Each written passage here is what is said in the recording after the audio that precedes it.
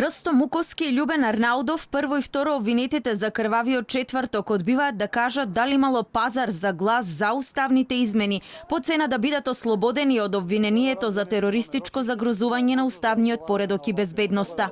Денес имаме рочиште, имаме можност да разговараме на оваа тема. Благодарам. Сега одиме во суд легално да докажеме дека немаме врска и вина со ништо. Само претениците кои гласа очекувате да бидат Не. ослободени од обвинение? За сите судскиот процес треба да земе правилна насока. Муковски и Арнаудов денеска во судот дојдоа во придружба на полицијата, не на судската. Овој пат алфите им беа бодигарди, не само што им беа придружба до судот, туку и во судницата им го чуваа грбот. На денешното рочиште се пуштаа снимките од собраниските камери како докази на обвинителството. Во преден план на снимката беше Муковски, но не како ја отвара вратата од собранието, туку како ја пее химната.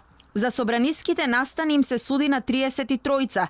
31 се обвинети за терористичко загрозување на уставниот поредок и безбедноста, а 2 за помагање. Во притвор во истражниот затвор се 10. Апелација непосредно пред гласањето во собранието за уставните измени, после 7 месеци од куќен притвор ги пушти претениците Сашо Василевски и Љубен Арнаудов, кои со имот гарантираа дека ќе се појавуваат на судењата. На Крсто Муковски притворот му беше прекинат во петокот, а за тоа не му беше потребна никаква материјална гаранција. Судот не одговори што се сменило за после 7 месеци за прво обвинетиот да не се потребни мерки за обезбедување.